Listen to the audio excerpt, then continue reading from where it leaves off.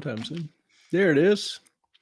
Good evening, everyone. Welcome to Tuesday night Q&A with lovely and gracious E-Train. I'm Clay. We're glad to be with you tonight. Sky switching to Chrome so she can chat. That's The weird. whole Safari world won't let cheers. you. Yeah, it is. But glad you're with us. Glad you can chat. And Jane, always good to see you. Hope you're doing well. Oh, got my hair tie. Sorry. I'm a mess. It's y'all. It's been a day and a half. No, the human I'm staying with just tested positive for COVID, so I'm going to be here for God only knows how long. And she feels like crap. Hey, Melissa. And Hey, so Melissa. I don't want to get Clay sick. I can't go see my grandfather. I can't get him sick. So I'm just in the land of God knows when I'll be home. So hi. And y'all also may want to wish Ellen a happy day before birthday because tomorrow Happy is her birthday, Eve. 27th birthday. $39.95 plus tax, tag, and title. Something like that. Mhm. But yeah, If Clay, so wish her a happy wait, birthday. thank you. No, this is terribly upsetting because Clay bought me my favorite cake, which I think I showed y'all last year, the 7-layer caramel cake from Caroline's Cakes.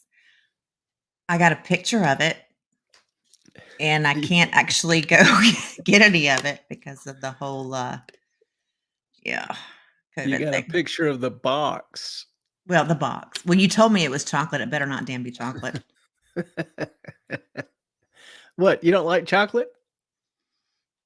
Chocolate's lovely, but it's not my favorite cake, and it's not the one that you buy me every year. That costs an arm and a leg. Yeah, Thank about you, Sky. that. Oh, come on. Bullshit. We all know I'm double that. You suck at Thank math you. too. Close enough. Yeah. The years Oh, have been good to you. they have. Now, the funny thing is, Sky, that Clay can't stand caramel cake. That's why he told me it was chocolate. He hates it. Yeah. Yeah, I'm just not a caramel fan, never have been. It's like beer. I've never developed an affinity for it. I'll drink a Guinness every once in a while because it tastes like burnt coffee and I can do that. Mm-hmm. But, love my scotch. I'll have a whiskey. I'll have a gin and tonic. But yeah, just some things it's okay. It's not that I don't like it. It's just I'm just very neutral on it. So, and Mm-hmm. I don't need the sugar rush. You don't need the sugar. So, but Hang she on. I'm loves it. trying to tell the people on Rumble that I am here. I am paying attention. Yeah, Clay would never touch that with a 10-foot pole. She doesn't worry about the cake being gone before she, makes it this way No, again. he said, should I should I put it in the freezer? I said, well, it's already frozen, so you might as well go ahead because I don't know when I'm going to make it back, but I'm going. And it's like how much does it weigh? Like 5-7 pounds? It's solid, yeah. It's a chunk of cake. And I ate the whole thing by myself. It is In that a good. couple of days. It takes about a week. But she does love it. And if It you're is so good. a caramel fan, I mean, it is heaven on earth. It It is it is, 7 layers of caramel. and it's that sugary, like I don't even know how to describe it. It's the grainy, sugary caramel. Oh my God. I was going to say something awful, but I'm not going to. Or off color. That's all right. I mean, somebody has to fill in for Carson. Hope he's I know, doing right? well. I know. He's busy doing his thing now. I Well, get texts from him still. He's like, I can't because, and I'm like, I don't need to know anymore. You just keep doing you, Carson. yeah, sometimes he'll catch up Here with you us on go. Replay Crew. Yes, like spun sugar. And I'm sorry, Jane. I know you have 11 things you can eat, and caramel cake is not one of them. So Dag nabbit. count your blessings. It'll be here when you get here. Thank you. I do appreciate it. Happy early birthday. Thank you. Just don't set it on fire when I get Oh, there with all the geez. candles. Yeah, I was trying to make some beef jerky today and was, had it out in my smoker. And I go out there and the smoker, has an electronic control and is shut off. And I'm like, well, what the hell? Looked at it. There was still, chips, wood in it, whatever. So I restarted, stood there watching it, and it, started smoking, which it usually does when it reignites. At first, it creates some smoke, puff of smoke. And it kept smoking, and the smoke got heavier and heavier and thicker and thicker. Even started coming out of the pellet tray, and I thought, okay, I've got a problem. And then all of a sudden, there was this little poof. It's like somebody dumped a little gas on it. It was some of the, accumulated unburnt embers rising in the smoke, just spontaneously combusted. And so that was, that was fun for a minute. And So he set the garage on fire. yeah, not quite. It seemed like it. So I'm sitting there unplugging and trying to shovel all the pellets out and get the jerky off, and then get the catch tray off, and then remove the cover and get down to the burner. And just flames were roaring, and it was had to get the flat fire extinguisher on it. Not something you see a whole lot on a smoker. So, yeah, you need to clean those damn things out once every decade or so. And yes, Jane, he can. I know it's going to come up. He can do this in the convection oven, but he decided to use the smoker. Because I know that's Convection coming oven's up. too small. I had a whole side of flank cut up. Mm-hmm. GB's ready to be your taste tester. It probably tastes a little bit like fire smoke right now, I'm guessing.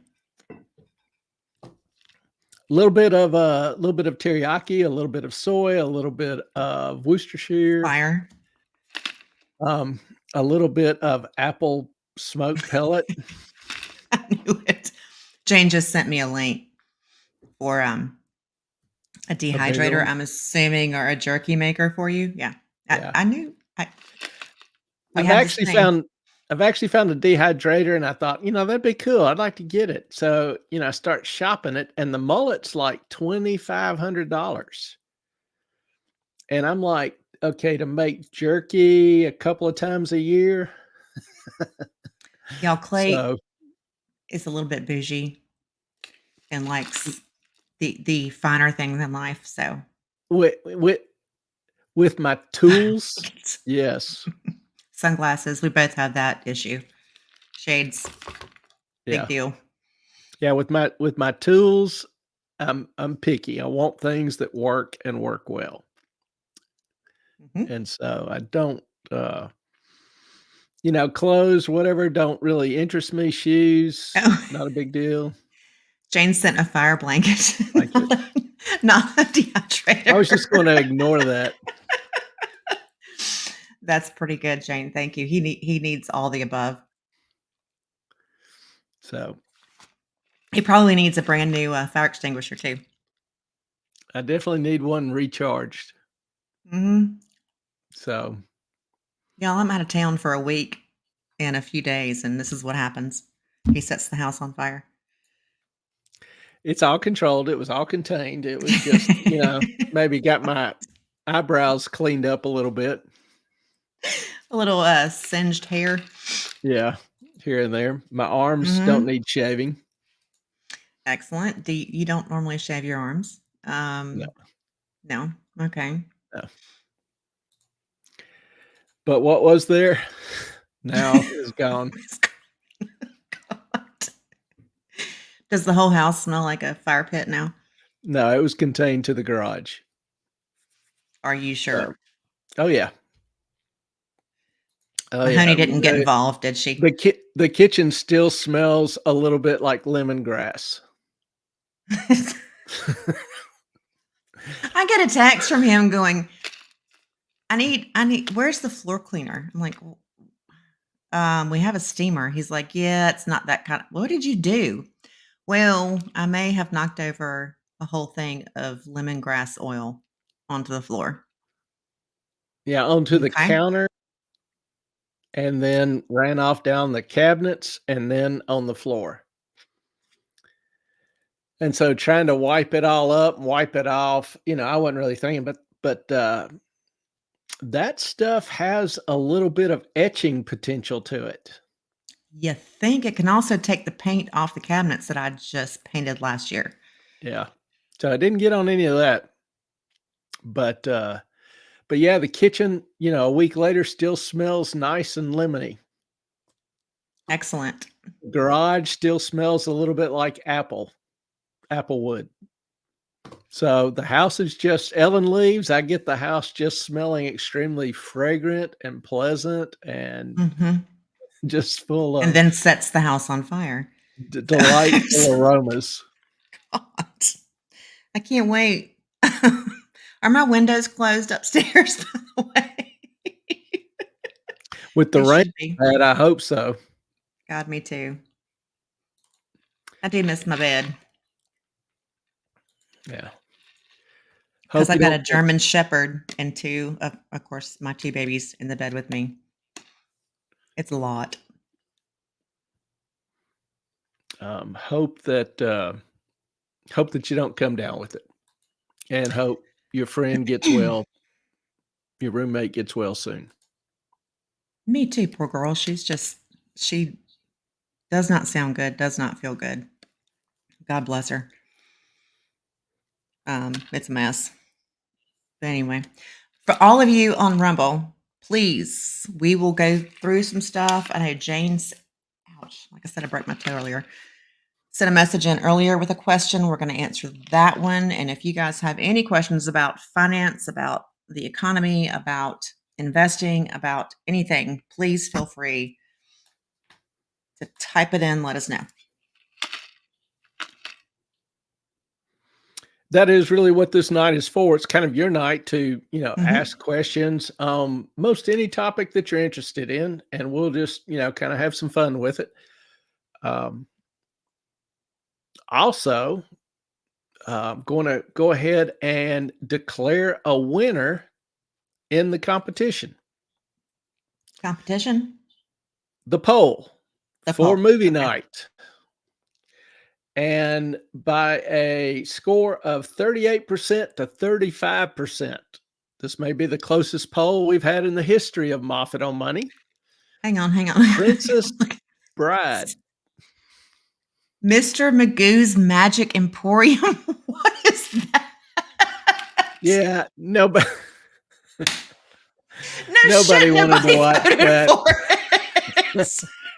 My God. That's not even a movie. That might have been a slight typo. And that was a I don't want to watch this typo. I know what those are. God, dog. I was like, wait, I never even looked at it. You didn't vote? No, Oh, that's I'm fine. not going to vote for Mr. Magoo's Magic Emporium. Everybody What's knew what it wrong with was. It's you? talking about Oh, good Lord. Okay. Sky. I had trouble finding the movie from that poll. No shit. Any rational person would have trouble. Moffat. It was close enough. God, was it? Don't be a hater. I know, I'm dying. Why would you do that? I didn't do it intentionally. I was just typing them out, and Yes, it just yes. what came out. That's okay. That is kind of like a guy saying, "Okay, I'm doing the laundry," and then he like ruins like four of your favorite things. You're like, "Don't ever do it again." That Don't is be a his. hater. I did not have any interest in watching that movie. Oh, good God, Moffat! She's just a sore loser. No, it's not even a thing. People were like looking it up, going, okay, that is a joke. Ugh, Moffat. Well, the good news is a great movie was chosen, Princess Mhm. Bride. So the only thing left to do is to pick a night when and schedule it. Now I think we've decided to go with what, Sunday or Wednesday nights? Mhm. Anybody anyone better than another? So, any of you who don't know how this works, we post a Zoom link, and we just kind of hang out and have fun and talk about the movie. Sometimes we do books in the winter. In the summer, we're doing movies, thanks to Melissa's suggestion. Um, and we can put that on X or Rumble or wherever.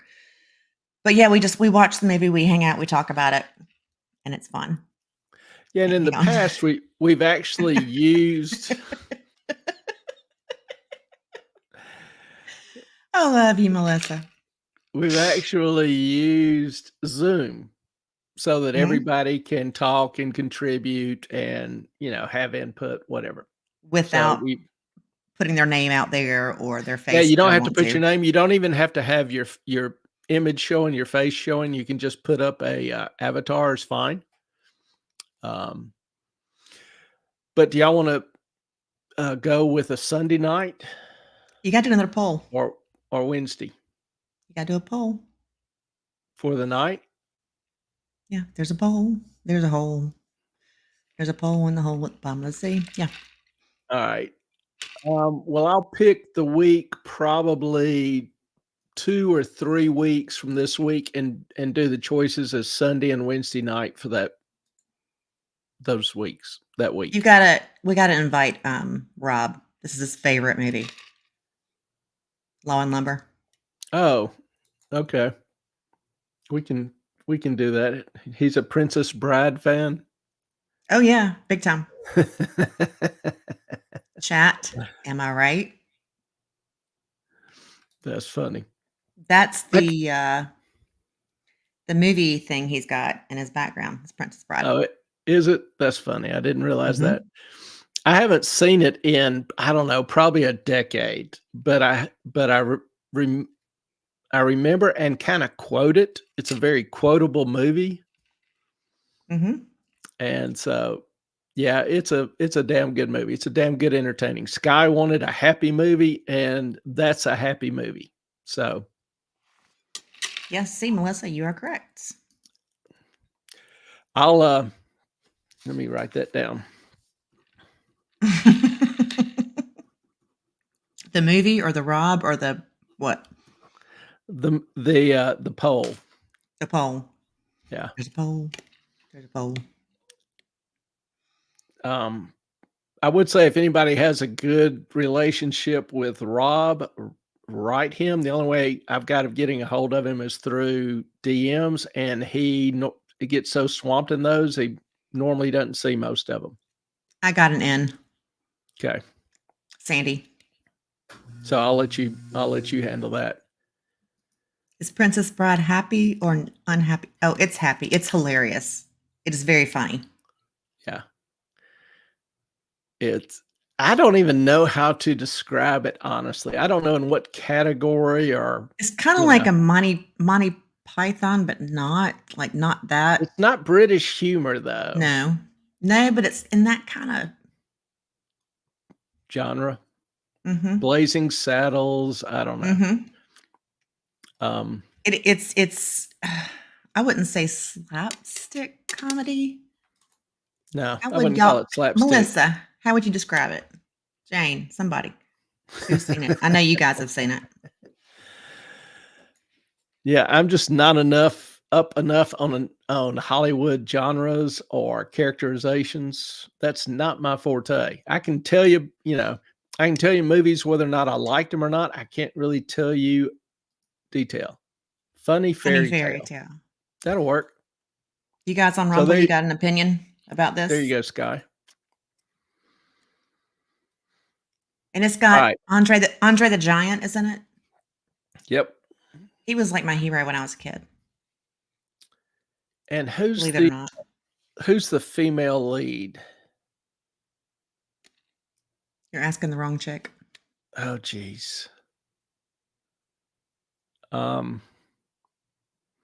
The three main characters in it, as in my opinion, and I'm not, extremely well versed on Hollywood history, but each one of them peaked in this movie. It's that Robin good. Wright Robin Penn. Wright Penn, yeah. I This need to was to listen to me him. her best role. The guy who was the lead, his best role. The guy who was the main antagonist, his best role. It was just The little well monk done. guy was Yeah. good too. Yeah, just everybody fit. The casting was really good. So Yeah, and the thing that you never forget is "As You Wish." yeah. Yeah. So a good movie. We look forward to that. That'll be fun. That'll be a good night. Hope you can join us. Keep an eye out on the community page on YouTube for the poll. Go vote and let us know what night would be best for you. And we look forward to seeing you there. I just noticed something, by the way, because my ADHD does its thing. Behind me, right there, that is not blocked out. That is just how that painting is. It looks like a digitized muting of something. No, it's just it's just a thing with the lights. There you go. Cool. It just looked weird from my POV. All righty then. So Jane had a question that she emailed us. Yep. Got had to do with crypto startup funding. Mhm. Let me get rid of some of this. Got a question from as to why crypto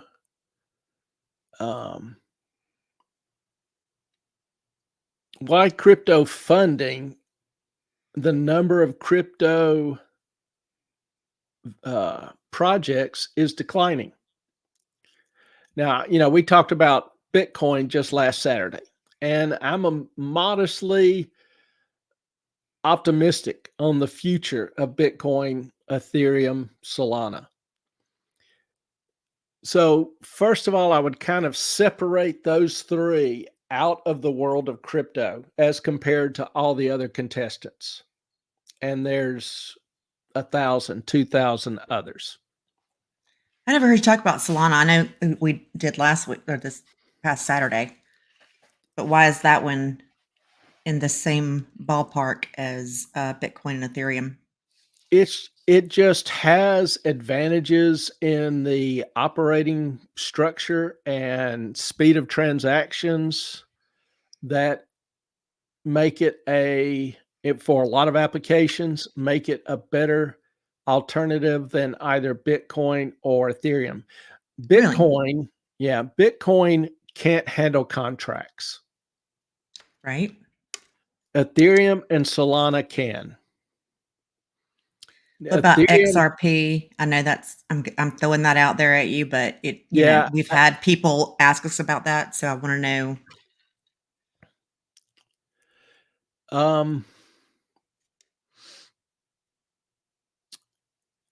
I don't think Ripple or XRP can. Okay. I'm throwing you curveballs. I know. I apologize.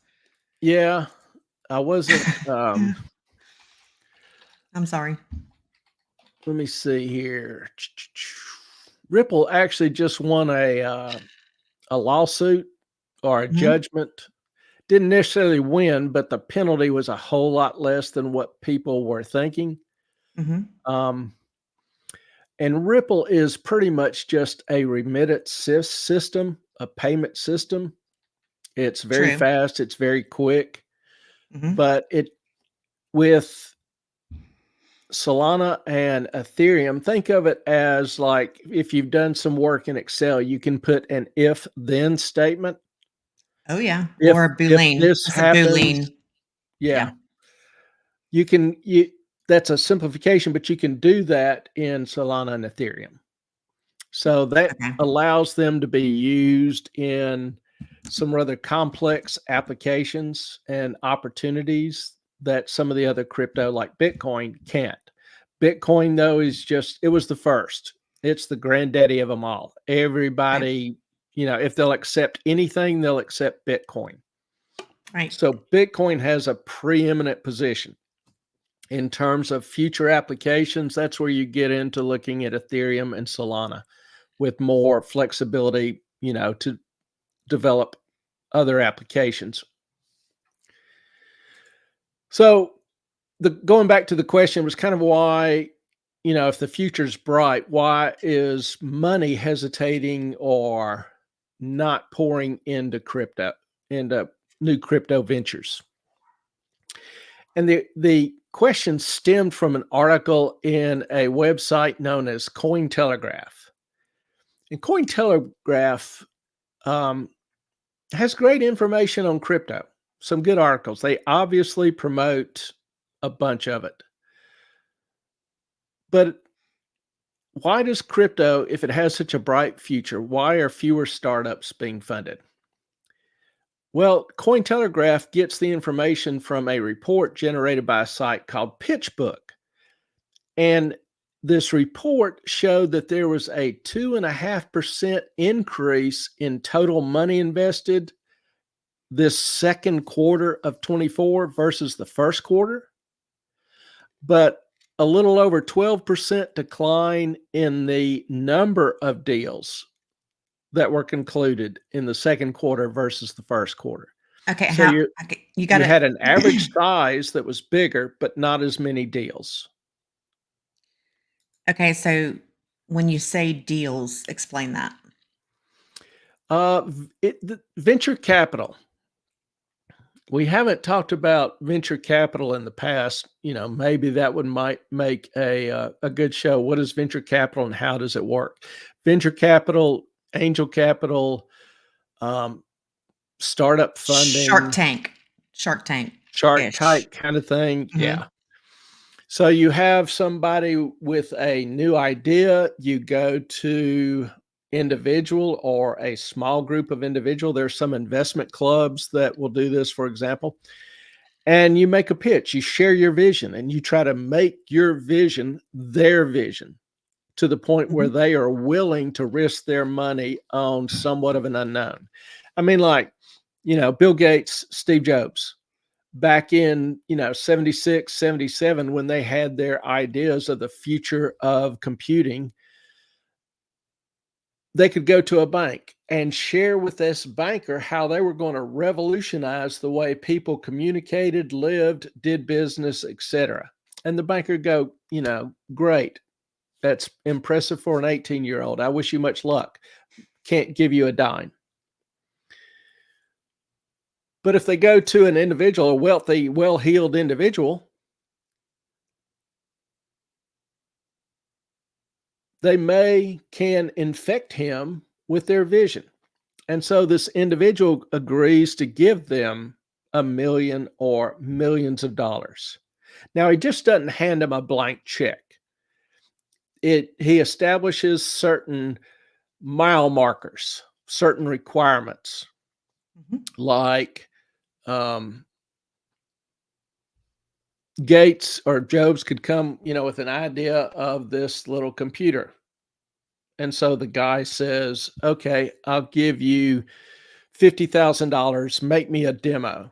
And so they take the 50,000, buy the chips, make the board. They have a little, I'm yeah, sorry. they, they have a keyboard hooked up to a TV, bring it, Ah, they type out simple commands, 2 plus 2 equal, and it solves the problem. And so the investor gets a basic idea that the concept is doable. And he says, okay, there's obviously a lot of work to be done. I'll give you $100,000, for 6 months to hire some other software engineers, some hardware engineers. I'll give you $100,000 every 3 months after that to acquire the equipment. So there's specifics that have to be met in order to get the rest of the funding. Computerized chips. Y'all are just on fire tonight. Well, so these venture capitalists invest in the startup with the goal of developing a product that everybody wants. And then they can then take the company public, sell shares in it to the public for the first time. That's when the VC makes his money. He will sell his shares, cash out. He'll sell some of the shares, keep some for future growth, whatever. But that's called venture capital. So you basically convince an individual that your vision is an incredible vision and doable. Got a question. Go ahead. With all of the freaking cryptocurrencies that people have tried to start and have failed because they think it's cool or it's cute or it's whatever, do you think that has had a hit on the venture capital part of crypto? Oh, yeah. I think a lot of things have contributed to it because it's obviously the future. Okay. Digital currency is coming. Melissa, this is one of the ways my friend started her company. She works in national security and is keeping us all safe. You know, you Yay, get we in, love her. you earn your chops, you make some contacts, and people believe in you. You can do that, and good for her. And and thank if God she exists. yeah, and if people are hesitant to invest in an area, Mhm. I mean, it's a great question. If the future's so bright, why are people hesitant to invest? Well, the highlights again from PitchBook is that funding, grew 2%, but the number of deals dropped 12%. Now, if you read the article in Cointelegraph, it's still relatively optimistic. The only they don't really give any information as to why there's the hesitancy, why the number of deals are dropping. It sounds to me like the people are investing in more cryptocurrencies that are vetted, that are stable, instead of the ones that are kind of like, eh. Well, if I you're a dropped my phone crypto again. ouch. Toe was out of the way. Thank God. If you have capital or interested in investing in crypto, there's a lot of alternatives now. You can get Bitcoin ETFs. Mhm. Maybe you were thinking of investing in startups, but you decided that, for right now, the ETF is a better, safer deal. The article didn't really expound on that point. They did quote PitchBook, the author of the original report, said actually, which I found an interesting conclusion, the decline in the number of deals. PitchBook said this could mean more promise from from institutional investors in the market. Not sure what that exactly means.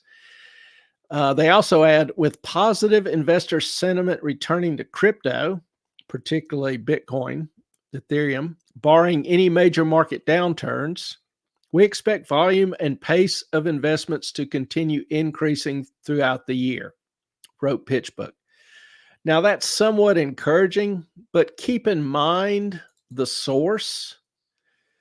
PitchBook is, PitchBook exists to promote deals. That's how they make money. Well, I acquired the report that Cointelegraph was citing, and it also Mhm. points out some additional information. First of all, if you want to know why investors aren't investing and you can't point to a certain specific reason, the Because the answer almost, economy is crap. Sorry. well, but they are investing some in stocks or, other things, Bitcoin. But the answer is almost always uncertainty. Uncertainty is always risk. And I think that's probably the main reason it's not stated in the article or the report, Mhm. but that's almost always the reason. And what generates the uncertainty? Well, the report has a few clues, even though it doesn't describe the hesitancy. For example, it talks about Coinbase's motion to dismiss the SEC's lawsuit against it. The judge gave them a very favorable ruling. Part of the SEC's argument that because Coinbase maintains a wallet in which it holds investors' coins like Bitcoin, like Ethereum, that this self-custody wallet doesn't make them a broker, doesn't make them fall under the purview of the SEC as a broker-dealer. And the judge agreed. Now, it was a mixed ruling because she rejected other Coinbase arguments to throw the case out altogether. So the case still remains. But that was a pretty big victory. But still, that's uncertainty. And that uncertainty only grows in an election period because depending on who becomes the next head of the SEC, this case could be dropped or it could be pursued more vigorously. Don't know. Uncertainty. A second source of uncertainty is the status of the law. The House of Representatives passed a bill called the Financial Innovation Technology Act to try to establish some clear guidelines and parameters. It was somewhat of a bipartisan bill that has since been passed and sent to the Senate, but the Biden administration or the Harris administration has come out in opposition to it, citing what they call potential regulatory gaps and investor risk, which means simply there's not enough government control. So that's uncertainty. A new administration may have a whole different perspective on that. Even if Harris wins, the extent of the additional regulation they want is uncertain. So that's two big unknowns. And that's why, my opinion, you get the drop in deals. Now, I always want to say pitch deck. PitchBook talked about how there was growth 2.5% quarter over quarter in the total dollars invested. Well, what they didn't point out was that still a drop of nearly 10% year over year. And the year to date is a drop of nearly 12%. So the quarter to quarter change is actually nothing to get excited about. Now, some other reasons why things were, not looking good for new investor capital is because cryptocurrency had a pretty brutal 22 and 23. 2023 was beset by a scandal that saw fundraising crash to record lows not seen in years. VC investment, venture capital investment was about $9 billion, a third of what it was in 2022. And 2022 was painful for crypto investors. You had FTX collapsing. You had Three Arrows Capital imploding. You had Terra crashing. The fourth quarter of 23 was bleak because it reminded everybody of the disasters that occurred in 2022. You had our beloved FTX co-founder, Sam, saw found guilty of multiple fraud charges. You had Binance's, excuse me, you had Binance's CEO, ZZ Zhao, pleaded guilty to money laundering charges. All of this contributed to crypto funding ventures collapsing. In 2023, that fourth quarter, it fell to 1.8 billion. That was half of what it was in the same period of 2022. And it's fair to say that enthusiasm for funding these deals hasn't returned yet, obviously. So keep in mind, a lot of the euphoria that we see in 20 and 21, here you see the deal value, 25, let's see, yeah, 25 billion here in 22. It goes up to nearly 30 billion. You have 2,800 deals. You have 3,380 deals. Well, that dropped to 2024 to 5 billion in half a year and 1,000 deals. So some major drops, and particularly major drop in the average size of the deal that's being funded. You aren't seeing the exorbitant valuations that you did in 2020, 2021, 2022. You just don't have the enthusiasm or the euphoria for it. That's not necessarily a bad thing. So keep in mind, a lot of the money that went in 2021, 2022 were at very high valuations. If you see in the second little graph, the exit activity, remember I talked about how VCs want to sell their shares, take the company public? Well, that's the exit activity. They hadn't been able to do that in 2022 or 2023. You haven't seen a whole lot of IPOs, initial public offerings, where a company offers stock to individuals for the first time in the market. So you've still got a lot of cash tied up in these, and cash that quite possibly overvalued these investments. So, a lot of them are just holding on, waiting for some energy to come back into the market. They've also had to sell. You may have said this. I'm sorry. No, you're fine. As usual, I'm looking at like 10 screens. The fact that people had to sell off so much, you probably said this, sell off so much stuff in order to pay off what they owed, they leveraged, whatever. Yeah, a Yes. lot of institutional investors that have, other issues, other types of investments, those other investments may have been squeezed. And we'll look at that later. We've talked about, the banking industry. We've talked about mortgages, commercial real estate. These areas have been getting pummeled. So that may have tightened up some of the, VC capital. But I think most of it is probably due to hesitation, uncertainty, just waiting for the crypto market to settle down. I mean, if you look at, some of the investing that went on in 20, 21, 22, like NFTs. NFTs. Y'all remember NFTs? Non-fungible, yeah. Non-fungible tokens. Y'all remember those goofy little pictures that people were buying? How anybody ever Paying invested in that crap is stupid. paying outrageous price fors.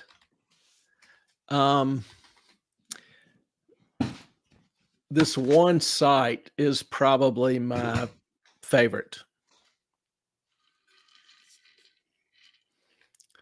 This Oh God. is the Bored Ape Yacht Club. And this site exists to produce nothing but NFTs. And so if you like digital art, this is your site. This is your opportunity. You can go and buy digital art.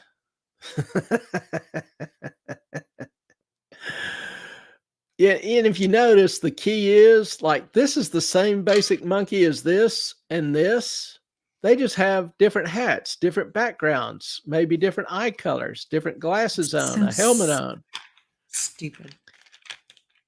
And you can buy this one right now for 10 Ethereum. What's the current price for Ethereum? Anybody know? Melissa, you were talking 29? about computerized chips earlier. Here you go. You can buy a computerized chip. Now, Ethereum right now is going for 2,700. So you can own this master artwork for $27,000. Along with a million other people. But yeah, this is, hey, you like So bubble gum? stupid. They've No, not got that one much. for you. Mm-mm. You don't like your political opposition? You can buy one and label it if you want. You've got me stressed eating almonds right now. I'm sorry. You live in the Cape Fear region? They have a pirate chimp. Thank you. Exactly. So anyway, these are NFTs, examples of NFTs. I forget the exact details. Somebody bought the first NFT. With I forget Bitcoin. no.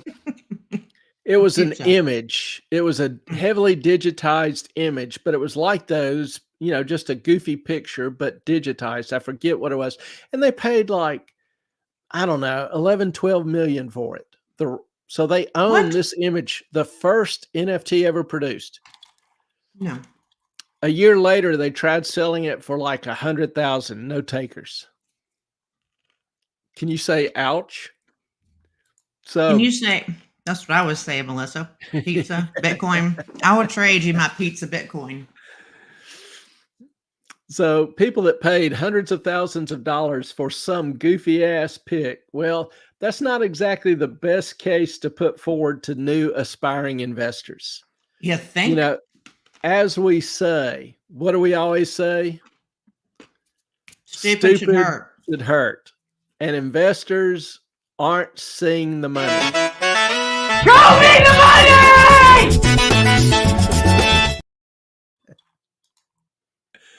So again, and if anybody does talk to Rob, tell him we've got him beat. We've got the best swoosh in the business. Mm-hmm. Now, so ultimately, why aren't investors investing? I would say it's kind of the blues remaining from 22 and 23. That's not why they call it the blues. Yeah, that's not always a bad thing. There are some deals being done. For example, BlackRock, the largest investment manager in the world, just led the way for a $47 million placement for a firm called Securitize. It's a firm that's specializing in tokenization. Now, in some of the past, just because I get confused. What's the difference in Blackwater and BlackRock? Blackwater is a security firm that hires mercenaries. Eric Prince. Uh-huh. BlackRock is an investment firm. Okay. One of the big three. Yeah, and Blackwater was sold and sold again. I think it's now called, I want to say Prime, but I forget. But Blackwater. So Blackwater is dumping, millions and millions into some of these. Used Securitize actually to launch its tokenized fund. Mm-hmm. Now, token. What's a token? Here actually is the fun. A token is just a online digital receipt. Damn, that's loud. Sorry, it was dumb. I'm like, I didn't think. Just pouring some Propel into my cup. I apologize. Whoopsie. Blackbeard is a pirate. Yeah, there's black something everywhere, right? Blackwater, BlackRock. I can't remember which one is ever the thing. Yeah. but like a token, if you buy a house, you go sign 60 pages of papers, you get a mortgage, you've got this stack of papers. Well, sometime in the future, all of that's going to be online. And that one particular digital token is going to be your deed, your mortgage. So a token is just an online contract. Think of it as that. An online right. Like instead of a stock, you can buy a token in a crypto company, and that token gives you the right to vote. Melissa's on a roll. I'm loving it though. Black water, black rock, black pool, black beard.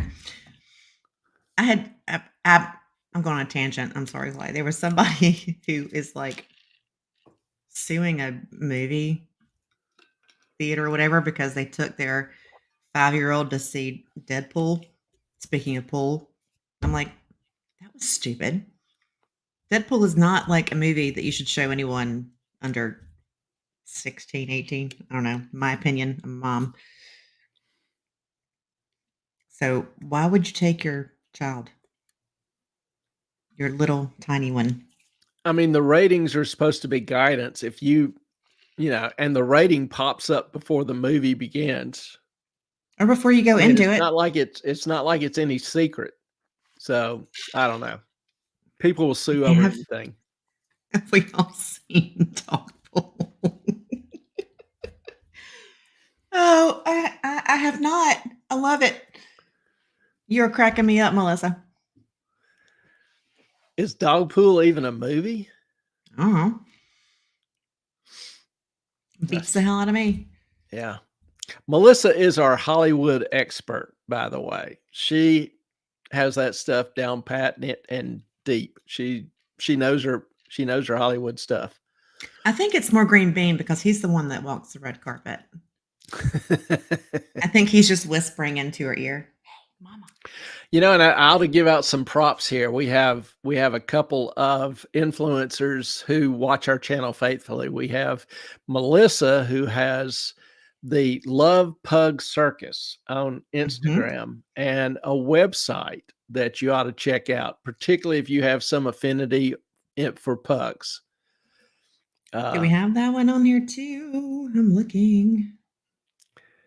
And then Sky Ricky has a YouTube channel, Dogs Discussions. She used to have an Instagram, but I think she's holding off on the Instagram development and just focusing on the YouTube channel, Dogs Discussions. So if you need a feel-good video real quick, go to Dogs Discussions, and you know, they meet people walking their pets and kind of interview them. And you know, a lot of it is just cute, happy little videos. I'm trying. Melissa, can you text me the website for Love Pug Circus on, is it Etsy? And I'll put that up here along with Dogs Discussions, if you don't mind, sweetheart. Because Melissa does like all of the things for dogs. If you want to, and bunnies and you name it. If you want to help her support all the animals that she helps, go there, purchase something. She's got some great art. And I got to find the darn. You have it, Clay, the website? Not in front of me. Okay. Sorry. Melissa sent it to me and I'll pop it on here. Okay. So anyway, token is, you know, a digital right. We'll just, like here, you could buy tokens in this digital liquidity fund, which invests in U.S. treasuries and repurchase agreements. You will be paid. The tokens have a value of $1 per share, $1 per token. Just like it's a digital mutual fund, money market, $1 per token. And the interest that the Treasury securities pay will be paid to you in further additional tokens or fractions of a token. So it's just a kind of an upgrade digitally from a mutual fund.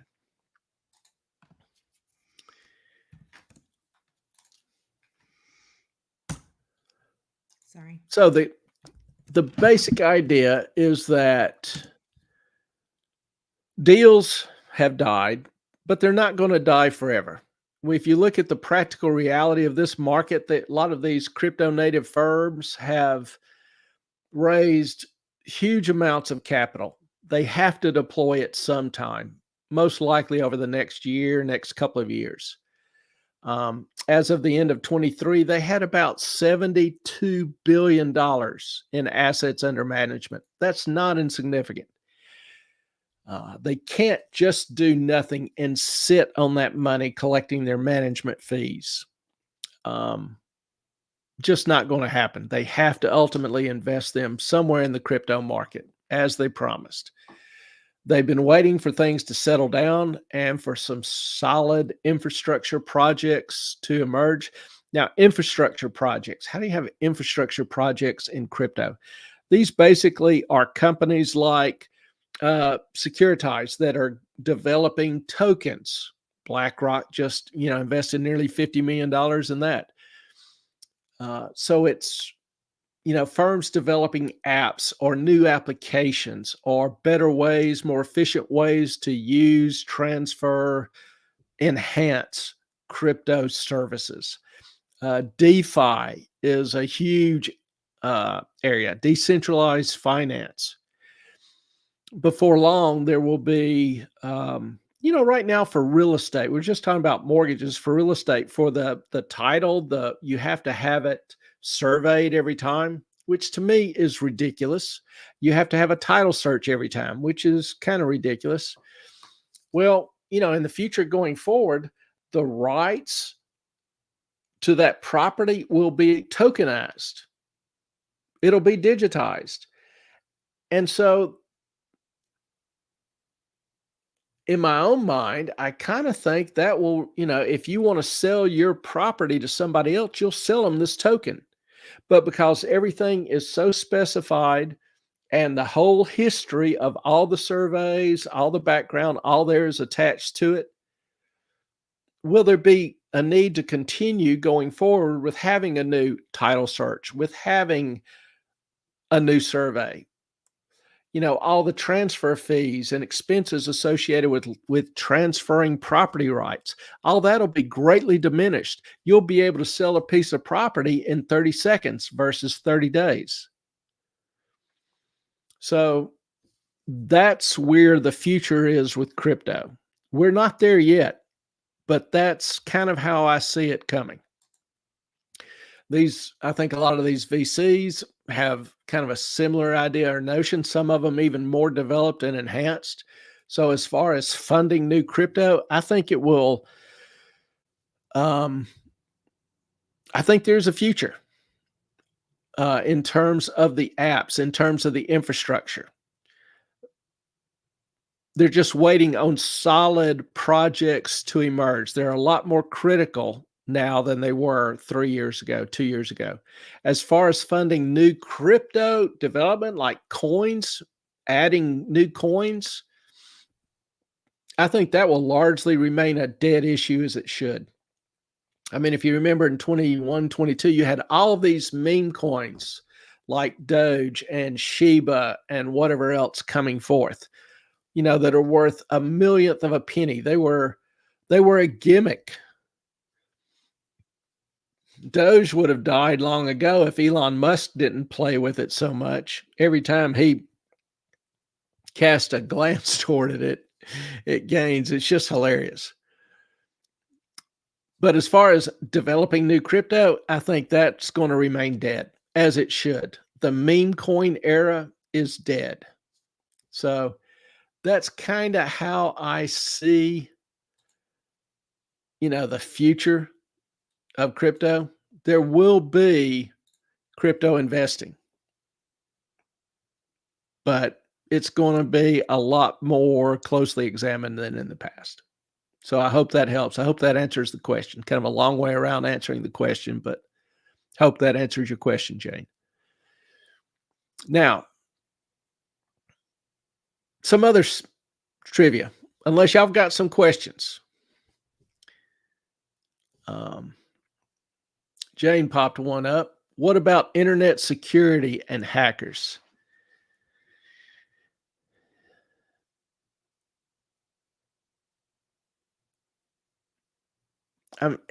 That's kind of a broad question. I'm not sure if you're referring to crypto applications to try to prevent hacking, or you're talking about hacking crypto.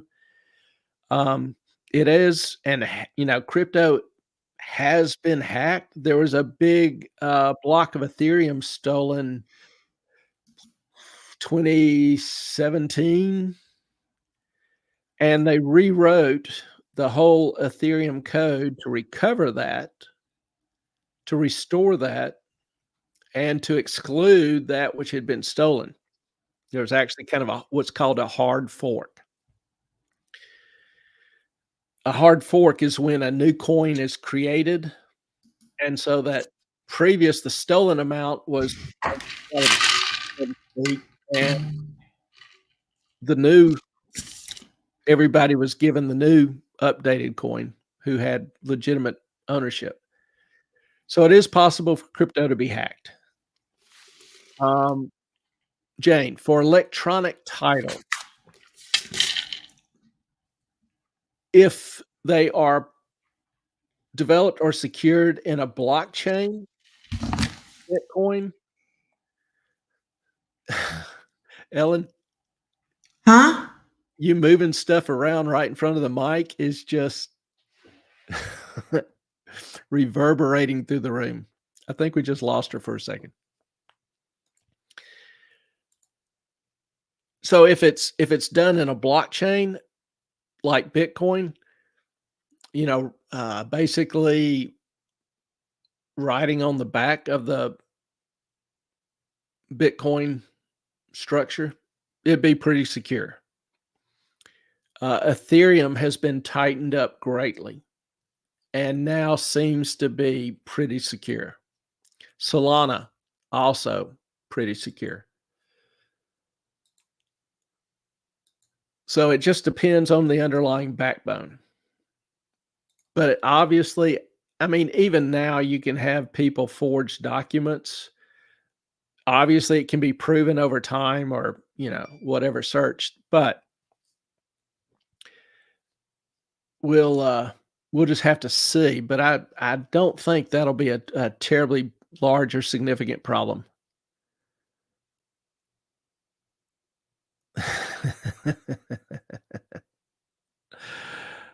Ellen is having technical difficulties here. So she's texting me, letting me know.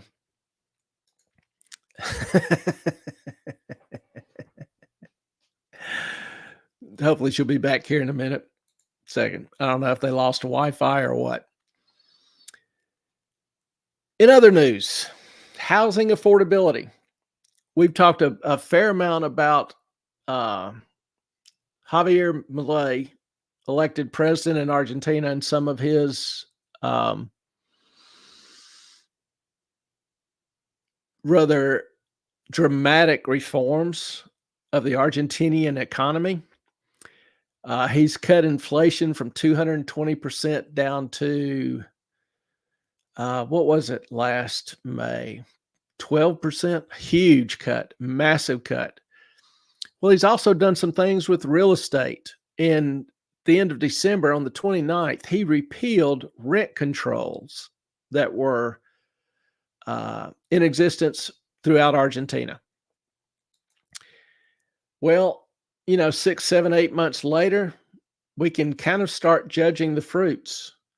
The housing supply has surged. Over the past 7 months, the rental supply, the number of units available for rent, has increased nearly 200%. And really, all he did was give owners and tenants the freedom to negotiate contracts that were suitable for both. That opportunity was previously restricted, and this new supply that is coming on the market has actually led to a drop in rental prices in a lot of areas. That's the thing with rent control. Now, if you are in the heart of San Francisco and you have a rent control department, you're doing well. You're doing really well. You never want to give that up. But the problem is rent control kills creation of future supply. And even as tenants leave an apartment, that will be pulled out of the rental market. They'll sell it as condos or private residence or whatever. It's just renting it becomes a losing proposition. Things got so bad with the rent controls in Argentina that 1 out of 7 houses in Buenos Aires remained empty. Huge number of empty homes. So it was just about impossible for people to find a place to rent. If you were a owner, it was impossible to end tenancies early, even if you had a crappy tenant. So under the new rules, tenants and lessees lessors have more freedom to agree on the lease terms, the length, the amounts, steps in inflation increases, whatever.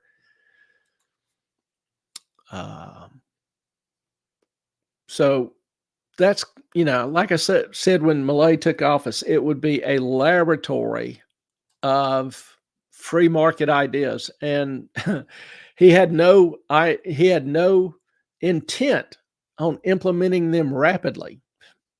He's just literally been, chopping off the infected limbs. So far, the getting rid of the rent controls looks like it has helped, a lot of the people looking for housing. And, if you want to understand economic ideas, theories, or implications, just personalize it. For example, rent controls.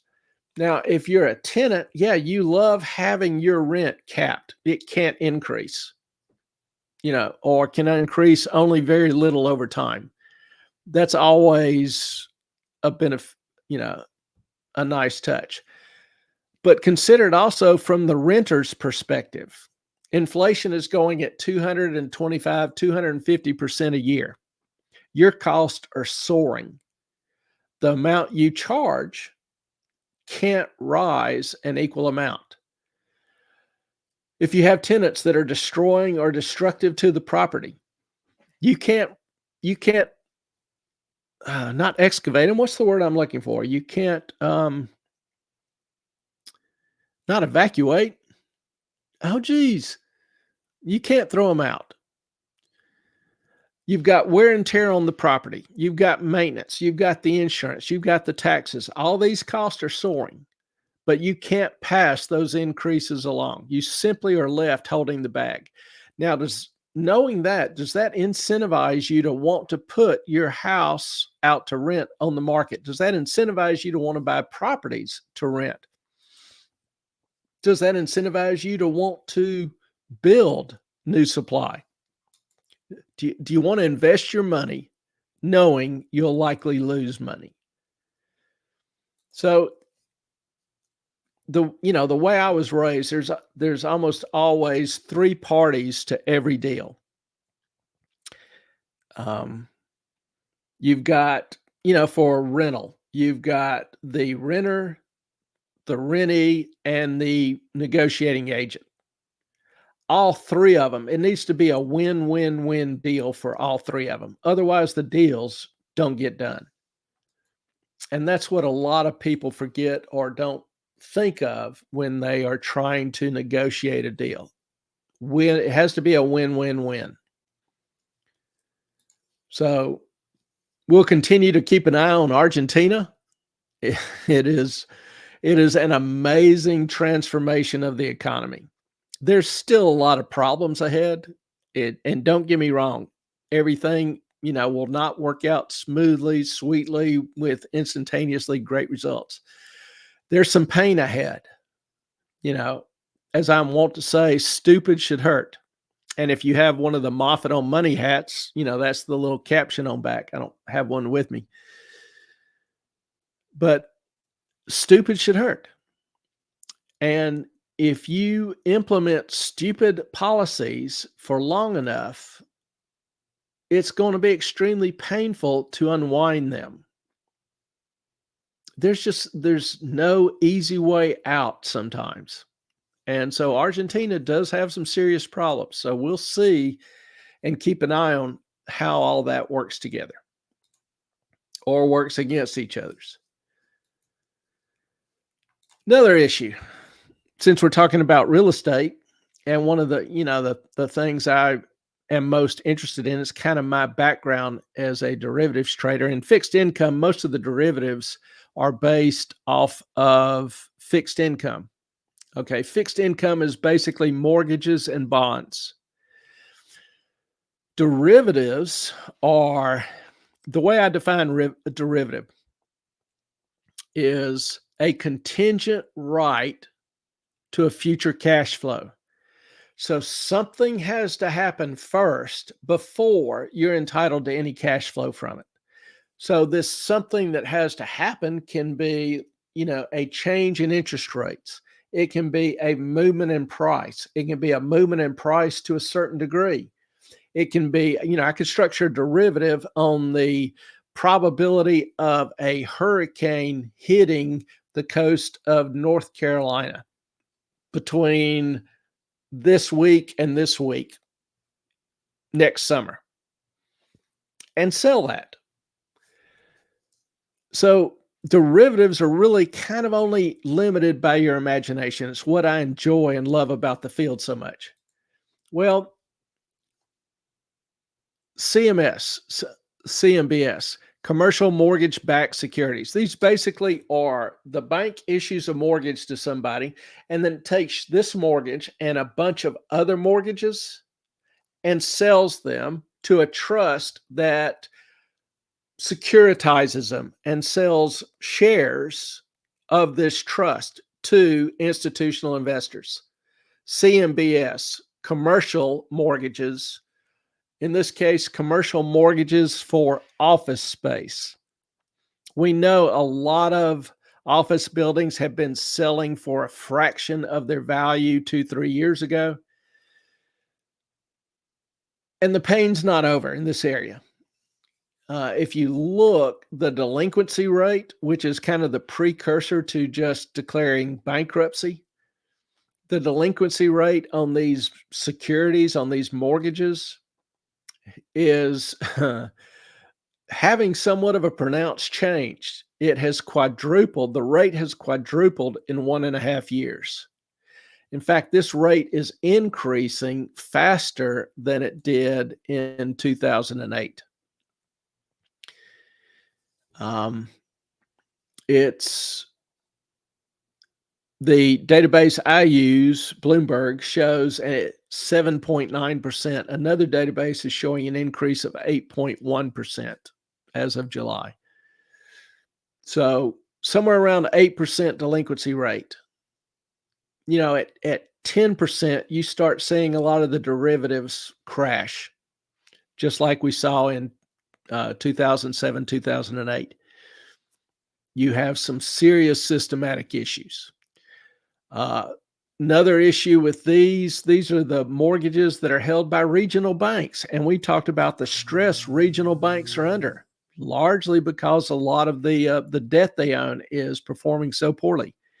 Over 70% of the total commercial mortgage securities are held by regionals. There's over $1 trillion of it that will reprice over the next year. By reprice, these mortgages normally are 2 to 5 years. Some of them maybe 10 years, but let's say an average of 5 years. Well, 5 years ago, the Fed funds rate was near zero. And so the rates they were charged, 2.25%. Well, now Fed funds is 5.5. The rate they're going to be charged is closer to 7.5. So, what is the difference in the interest cost between a 2% mortgage and a 7% mortgage? I mean, that cost has more than tripled. Welcome back. I'm back. Glad to see you got the technical difficulties worked out. I brought the team with me. Come here, buddy. Did you? Is the team wanting their airtime? Up here. Can you see this mug? Just the top of his head. I'll try to. Hey, buddy. There you go. Now that's Max. Or that's Rudy. Chunk. Depends on. And Tallulah's somewhere under there. Didn't get to see her. Yeah, she got one too. Okay. Of course. It's the Rudes. It's Rudy Max, depending upon who's talking to him. Someone needs a snakies. What is a snaky? Do I even want to know? I have no idea. You know, I'm kind of scared to ask, but since Carson's not on with us, it's probably safer. And Carson, if you're out there on Replay Crew, hope you're doing well, Hoss. Somebody wants some airtime. Hello, Chunkers. Snacky. Snacky. Oh. There's the Chunkers. Snacky, not snaky. There's the Ruru. And it was Megorium, not Magoo. You think? You think? Yeah. And there's little white monkey. All right. And little black monkey. Okay, here we go. Everybody. Now you need Max to join the crowd. No. Well, it's Rudy Max. It's Rudy, but it's Max. The dog is so damn confused. Yeah, that's just weird. Anyway. So commercial mortgage-backed securities. Not doing well. Not doing well has pretty severe implications for regional banks who are also not doing well. An interwebs dog? So we are not out of the woods as far as what I would describe as a credit event happening. So we will see how this plays out. You going to be able to get Rudy up there, Rudy Max? Come here, Rudy. Come here. Come on. Up. Come on. Up. Come on. He's such a big boy. Come on. Can you get up here? I can probably tempt him. Up here. Come here. Up. He's such a good boy. He doesn't do that. I'm just waiting. Patiently waiting. I'm a good boy. He's a sweet boy. He's a good looking dog. He is, and he's very protective, and he stays with me all day long with the other two. He puts up with the other idiots. And they put up with him. Apparently Chunk is getting used not to having his balls. Chunk's gotten used to not having his balls. Well, that's apparently the other. Rudy Max takes them. No, that's the other one, Sky. Oh, I thought it was Rudy Max. Okay. Well, Rudy Max does take them, but he will give them back. But Sky holds them for hostage and then growls at Chunk when my voice is starting to get a little weird. When Chunk wants them, and then he looks at me like, "Mom, it's my ball." I'm like, I know, but I'm not getting it from her. So you have fun with that. And you know how attached Chunk is to his balls. Balls are life. His round spherical. And we're talking the little, yeah. So he can't hear you, but I can't say that word. That's okay. I completely understand. Mm-hmm. All right. Now, another thing that I saw that was actually kind of sad to me was some back to school Did I pick the right picture here? Mm-hmm. Back to school issues.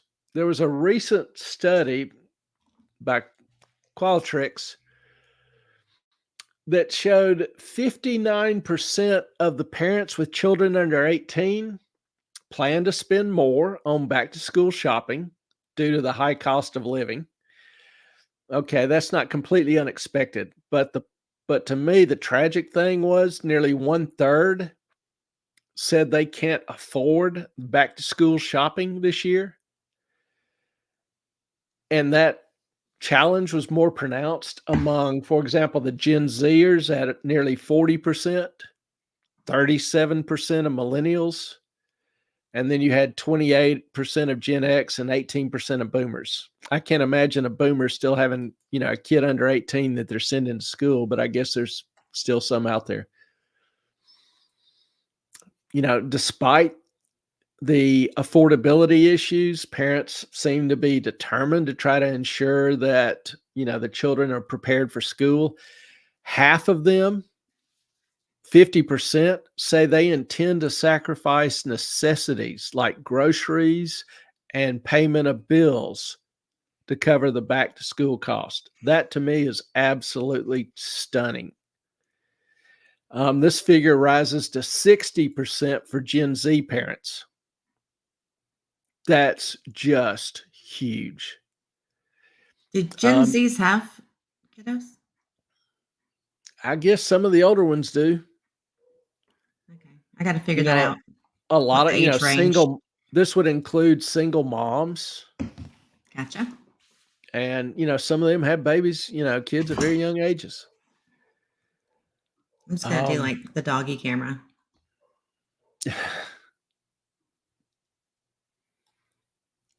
so 44% of the parents are dreading back to school shopping, and many expect to end up in the red after shopping. More than one third, over 34%, plan to use debt to pay for the expenses, credit card, buy now, pay later loans, whatever. So that to me is just appalling. And that is quite a comment on the current state of the economy. To me, I would describe that as recession level. That just is shockingly abhorrent.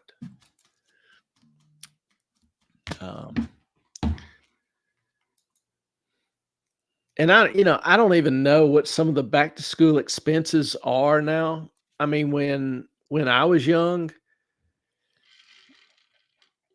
you had, some notebooks and pencils and maybe a new pair of jeans, maybe a new shirt or two.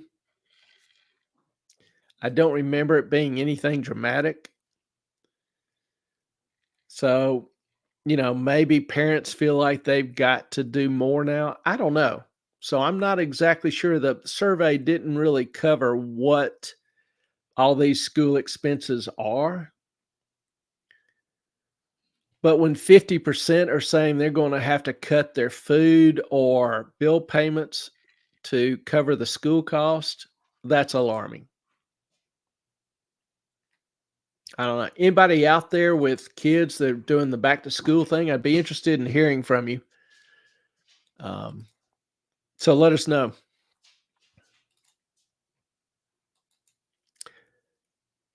And finally, investment advisors. I don't talk a whole lot about other investment advisors or getting investment advice from quote unquote advisors. It's a complex area. It's a highly personal area. But I saw this posted, and I just find it. I don't know how to take it. Part of me is offended almost that this guy, considers himself a professional. So he advertises himself as 19 years of experience, certified financial planner. I don't know what the rest of this crap is. Didn't really look, but he's making a bold suggestion, which to me is not so bold. He says, stop worrying about the stock market. If the market doesn't appreciate in value long term, our entire financial system will eventually collapse. Seriously? You as an individual shouldn't have some care, concern for your future and your responsibilities? Oh, shit.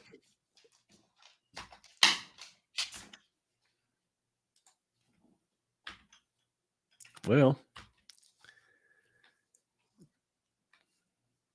this is harder than it looks. I'm confused. Yeah. Somebody's got a fat finger with the mouse button. Sorry.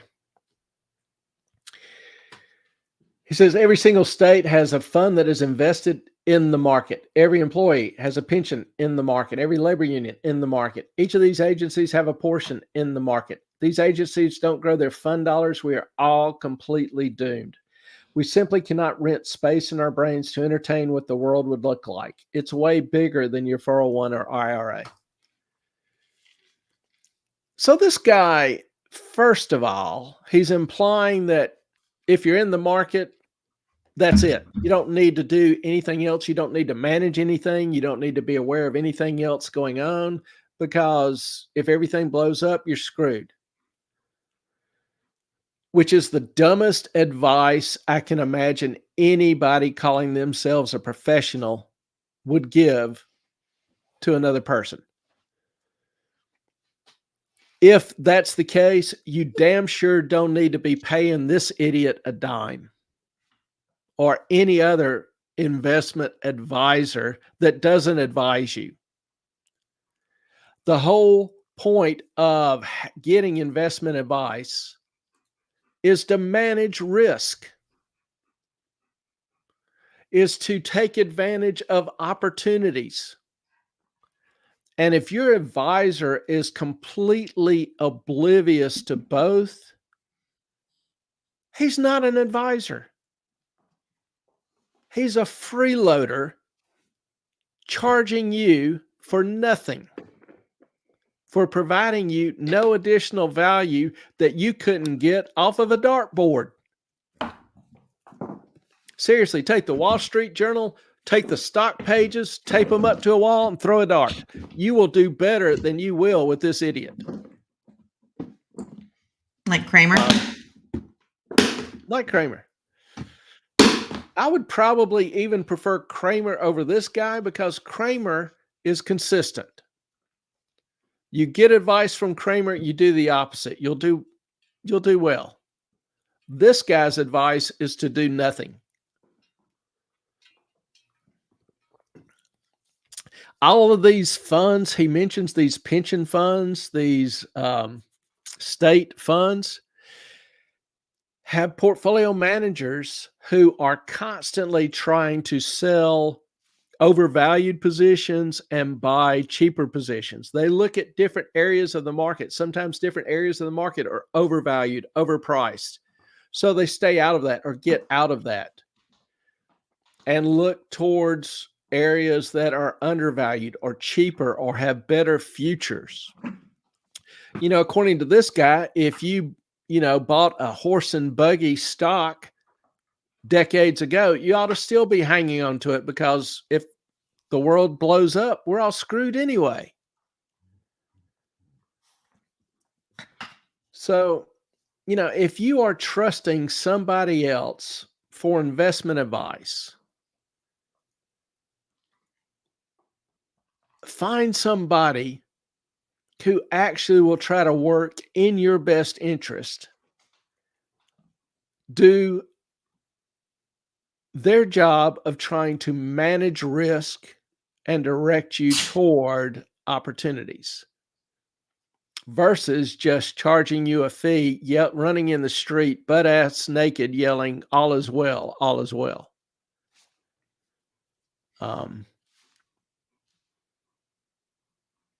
And he even kind of almost has a veiled, I don't want to call it a threat, but he says it's way bigger than your 401k or IRA.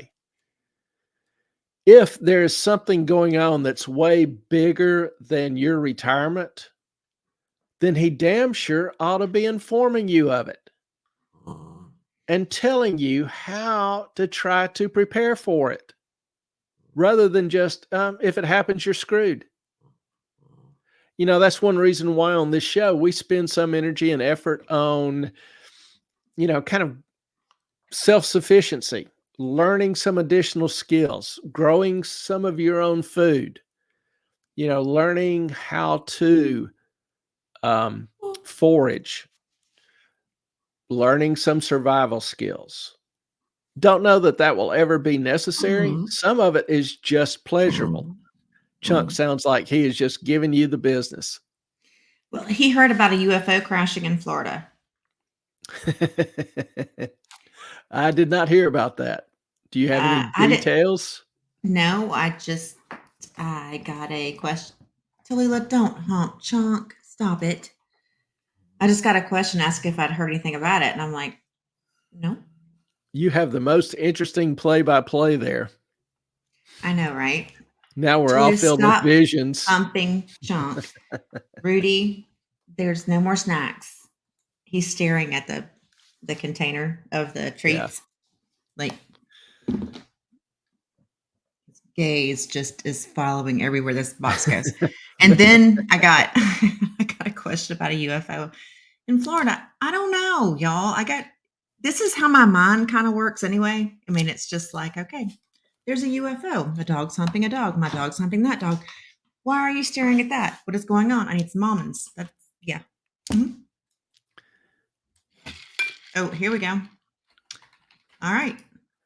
Erwin Liebman. Let's see. I don't see anything in the news about a new UFO crash. I don't know. We have a question.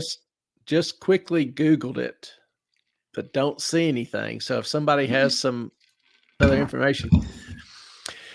Erwin, what makes you think Bitcoin will increase over the next few years when cryptocurrency is and will be under government investigation or regulation? I can't always argue that past is prologue, but the past does give us some insight. For example, China has tried to outlaw Bitcoin 3 times. Yet, people are still doing it in the background. They've had to rescind their ban, then reinstitute their ban, and they're probably going to have to rescind it again because a lot of commodity trading will increasingly probably potentially be in Bitcoin, particularly oil. You've got the BRICS nations that are trying to pull out of the dollar and quit using the dollar. Well, they're having trouble settling on what currency or other method of exchange. So they're running a pilot program using Bitcoin. And my understanding is it's going pretty well. They can handle the trades in Bitcoin. If they want to, they can convert it to their own currency, which is relatively easy and low fees. So there is past history of governments trying to limit or ban Bitcoin. And ultimately, there is a short-term reduction in Bitcoin activity and Bitcoin price. Ellen, what is going on?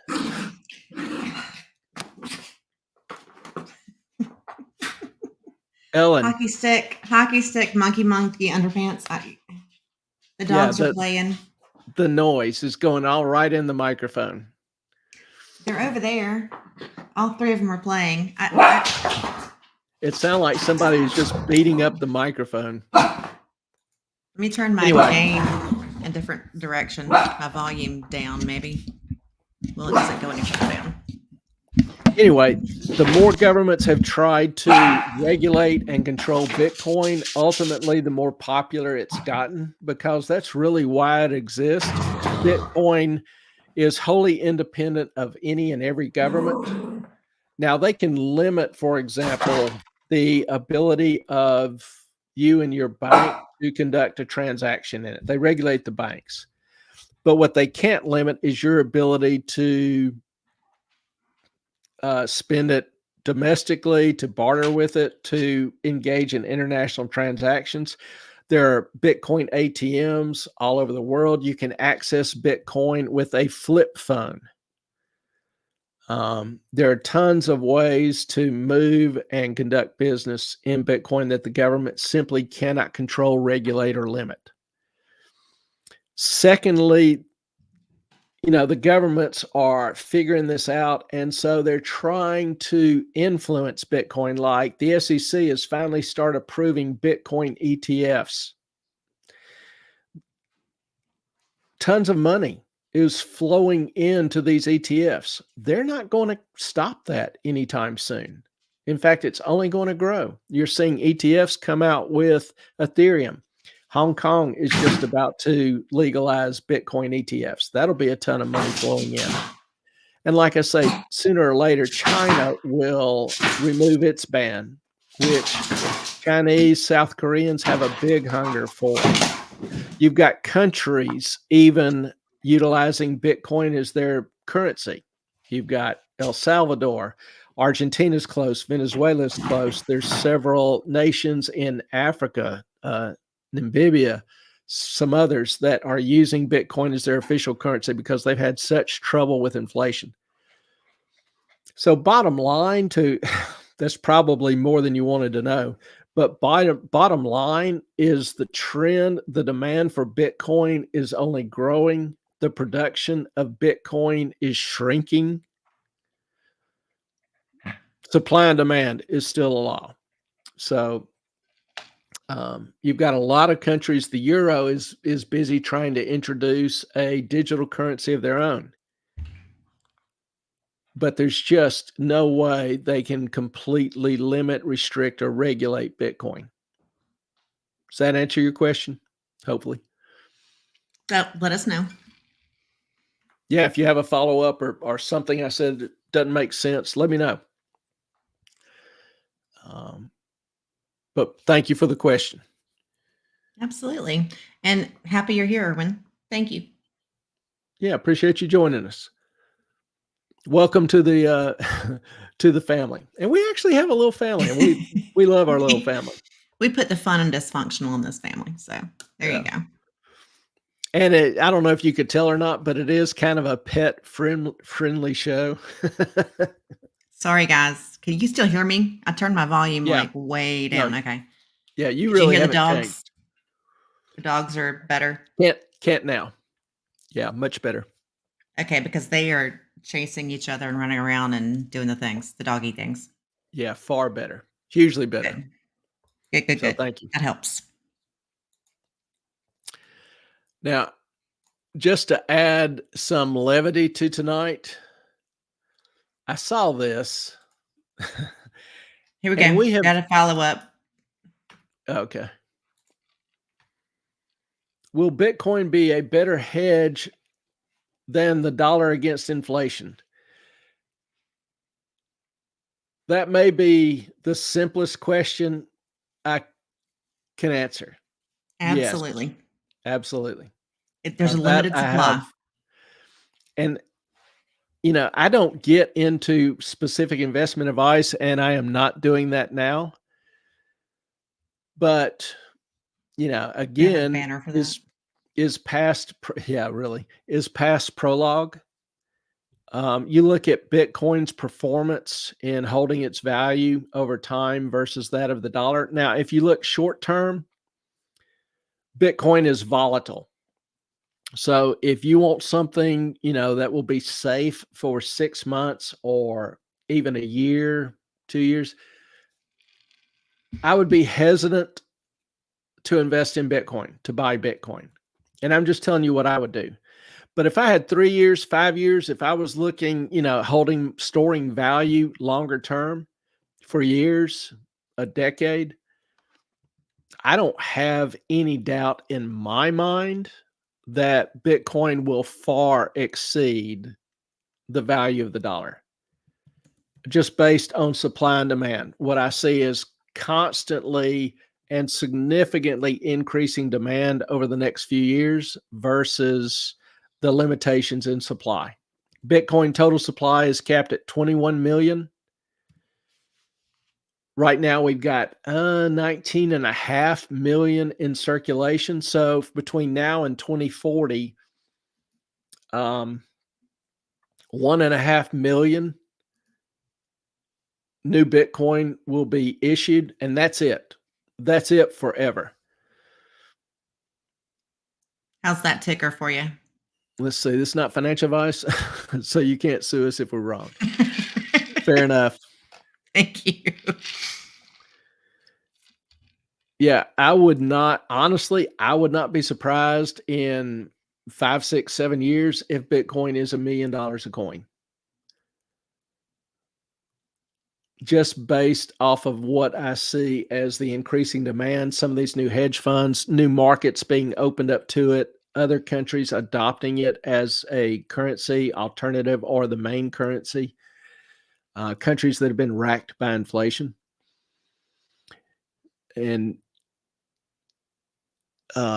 I see it kind of as a bank backbone for international transactions right now. If I am in a small third world country and I want to transfer $10,000 or $100,000, whatever, it may take several days. It may take a week. It could take up to 2 weeks for that money to clear. Bitcoin would be available in 10 minutes on average. So in terms of handling large international transactions, Bitcoin would make a far better backbone than the current dollar exchange movement system, the SWIFT system. Let's see. Question. What percentage of your wealth assets are tied up in Bitcoin versus the dollar? I really don't get into my personal portfolio or structure. I tell people, what I invest in, when I pull out, when I don't. But I try to stay away from specifics because that kind of creates an appearance of an investment advice or structure. If somebody, respects me, appreciates my advice, whatever, they may try to imitate what I do. So I try not to go into great details in that regard. You go into minor details? I go into minor details. Yeah, I talk about, I have a Bitcoin position. I have an Ethereum position. I have a Solana position. As far as the stock market, I'm mostly in cash. I will do some short-term trades when I see an opportunity. Like VIX went down to 12. So I bought some calls on it. It bounced up nicely, made some money doing that. But in terms of overall stock,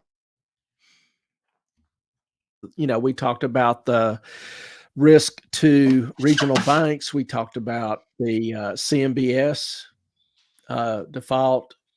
Repos are increasing. Auto loans defaults are increasing. I think with some of the increased number of people being laid off, businesses closing, that you'll start seeing some residential housing issues. Florida's already crashing. So, I talk about those kind of things, but I try not to tell somebody how to allocate their funds because that's really a personal decision. If it's got to be something you feel comfortable with, if you don't feel comfortable doing it, then my recommendation is that you don't. Now, if you've got any other questions, for example, on why I invest in something or don't, I'll be glad to, answer those kind of questions. But I try to stay away from specific structure because it's going to vary for different people depending on their risk tolerance and their time. I'm getting near retirement. So I'm more conservative now than I used to be in a lot of ways. So it varies from person to person. How many pizzas do you have, Clay? I would love to have been smart enough in 2010 to buy a dude 2 pizzas. And for those of you that haven't watched it yet, last Saturday's show, we talked about Bitcoin for beginners. And showed the first Bitcoin transaction, business transaction, was a guy offered 10,000 Bitcoin for 2 pizzas. And back then, each Bitcoin was 3 cents roughly. 2 cents, 3 cents. So it was, $20 or $30 trade. As of Saturday, that same 10,000 would have been worth 610 million dollars. So yeah, 2 pizzas is a big deal. Erwin, not asking for advice, but if you have more faith in Bitcoin than the dollar, medium term or long term, you should have more assets in Bitcoin than the dollar. I do. I was going to say, he does. I am not at all confident or comfortable in the dollar. I think the dollar will continue to grow weaker. It has grown a little stronger over the past few months, due mainly to the yen dropping so much. But the Bank of Japan has taken a rather desperate approach to try to strengthen the yen, to try to support the yen. The yen's weakening again the last few days. So I don't know what the BOJ has next up its sleeve, but the yen weakening is killing the Japanese people and economy. Sky. Ellen, I think it's time for Biden to go to sleep. For those of you who don't know. He and I have the same bedtime. For those of you that don't know, we call her Sky. Dogs Discussion has a YouTube website where they interview dogs, and sometimes her husband will make an appearance as Biden. He does a really good Biden imitation. So yes, he does, and it's pinned to the top of the chat in YouTube, her channel, and also Melissa's Etsy shop. Yeah. So, I did the things. Thank you. We'd love to help our people. We'll tell Biden we hope he sleeps well and gets a good night rest. We appreciate him sharing you with us for the night. What flavor ice cream does he get tonight?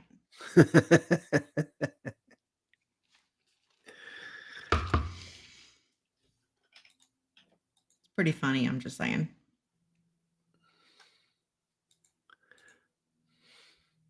Now, for a little bit of levity. Oh, Lord, what are you doing? I have at times put up images created. I need to get me some of that. Mm-hmm. I have at times put up images created by AI, and they've been still photos, and increasingly they have gotten more and more realistic. Now, previously you could tell it was AI due to some issue, particularly if there was some movement. The movement was really off. But all of these are the latest iteration of AI. Looks like my sister, except for blonde hair. And I mean, red hair. I can still, if I look really closely, that it's AI. Her bottom lip quivers just a bit. It's a little unnatural. But I mean, just looking at it in total, it looks so real. This one, again, looks so real. The thing that would tell me clearly, it's AI. Clearly, Clay is looking at hot chicks on no, X. This is just AI. But the thing that tells me that it's AI is notice how it's moving in and out. Well, she's not moving her camera. Her camera's perfectly still. That's AI trying to adjust the perception. This guy, really, really hard to tell it's AI, except his upper lip, right when the clip starts, quivers weirdly. So if you look at it real close, you can tell, yes, that's AI. Otherwise, I'd have no way of telling that this was AI. This dude, the only thing I can tell that I see is when his teeth part, the white goes with it.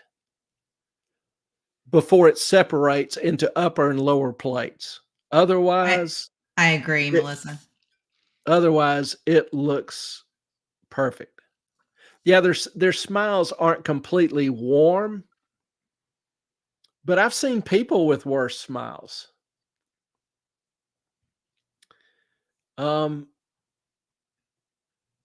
this girl, I mean, even her eyes move. The way you used to could tell AI was that the eyes were always focused in the center of the picture, it basically looking at you. But now her eyes are moving around. Her hair is Flowy. still, yeah, but it's a little artificial. It's flowy in a straight line. Um, this one, the only thing her motion and everything, I can't Mhm. tell it's AI. The only thing I can tell is that she's going down the road, not paying any attention to the road, and right here, it looks like a laser blast of light. It's just an incredibly flash of light, and there's nothing there reflecting it. You saw the car pass originally in the right there, and no glare. And now all of a Right. sudden, you've got this immensely bright glare. That's a little hokey. But the Stepford point is, smiles. yeah, her smile is really weird. The way her mouth is moving is still weird to me. Um, but all of that I thought was just, and this guy, Min Choi, is the guy that, if you want to go look at him closer, is the guy that's doing it. But like he says, it's so over. These are not real people. So if you have a child looking for a future in Hollywood, you may want to direct them towards finance or something else because Hollywood is dead. You know, Mhm. they're going to be able to create, with another 6 months, another year of work, they will have all these little flaws worked out. And that's who you're going to see. They'll buy a likeness from somebody, or they'll just go ahead and create their own, Captain America or um, whoever that will just be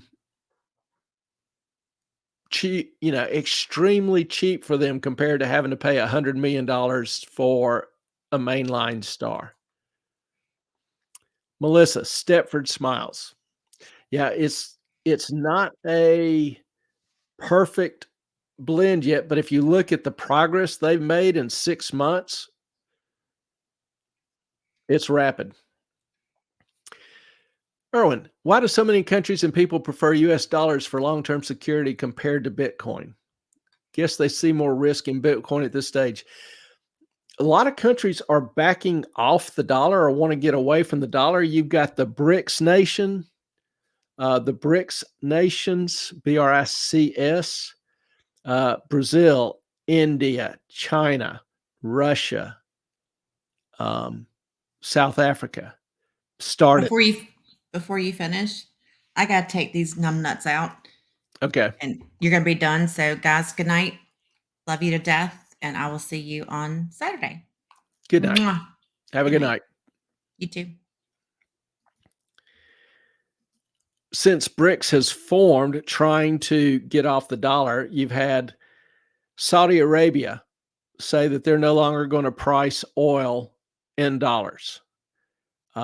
You've had France, Germany, you've had 40 other nations inquire about joining BRICS. You have to understand this administration weaponized the dollar for the first time in history. And so, if you were another country relying on the dollar, would you want all of your business, international trade, international currency exchange reliant on the goodwill and favor of the US if we're going to politicize and weaponize the dollar? No. Tons of countries now want out of the dollar and dollar exchange. It's not going to happen overnight, but the dollar used to be 85% of all international trade. That's fallen to, I don't know, 52 as of last year. It's probably down below that now and will continue falling. So, yeah, countries are bailing on the dollar. So, in terms of where they see more risk, Um, I think that's somewhat debatable and will be increasingly debatable over the next few years. I think you'll see the dollar weaken significantly, barring significant change in U.S. policy and world economies. Um, most of the oil producing countries want off the dollar. South American countries want off the dollar. Russia, China want off the dollar. Europe, like I say, France and Germany inquired about BRICS. Two major economies. South America owes no favors to the dollar. The dollar has been used because everybody used it. Now that now that a huge portion of the GDP in the world is moving away from the dollar, they have no reason to continue preferring the dollar or doing trade in the dollar. World prices are more frequently in US dollars. That's tradition. But if you are in China, Russia, uh, they're showing quotes in euros, in yuan, in rubles, in Bitcoin. Will it ever be in Bitcoin for, say, oil or gold? It's already in Bitcoin. In fact, there have been some experiments done in commodities in trading oil priced in Bitcoin, and they've been apparently rather successful.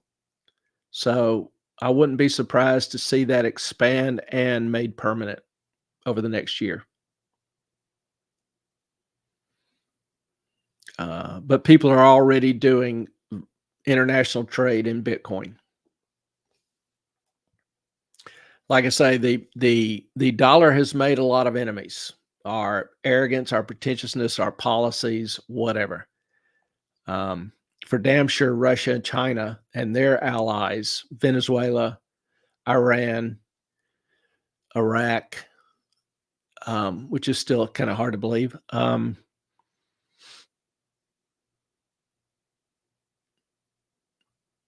Brazil, South America, none of those want to do any trade in the dollar. And that's a huge chunk of the world economy right there. All right, y'all. If there are any more questions, I'll be glad to try to handle those, answer those. If you will, please, before you sign off, if you'll give us a like and or subscribe, recommend us to your friends, family, whatever. There's a little poll that's going to be up before long, so don't forget to vote in it on the night for the movie club. And Saturday night, we'll be back again, 7:00 Eastern, with another show. If y'all have some topics, ideas you want to discuss, send them to us. MoffinOnMoney@gmail.com, or you can DM me on Twitter. And if you haven't given us a follow on Twitter, if you will, please, Twitter's actually shadow banning us, which is kind of irritating. But they have considered my account to be a state-controlled account, among other things, which is rather amazing to me because I very rarely take the state side in anything. But they're limiting our watch. So if you could give us a little boost there, would appreciate it. Erwin's got a question. Can you name a big international company buying or selling in Bitcoin? Thanks for your patience. I am Canadian. Not a problem. I appreciate the questions.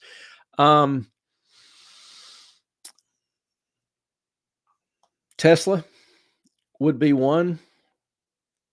Amazon will take Bitcoin through a transfer agent. PayPal, Venmo take Bitcoin. I just had a list of companies that took it. I focused mostly on US companies, but I will see if I can't focus more on international companies that will buy or sell in Bitcoin and follow up with you maybe Saturday night, if you're available. Fair enough?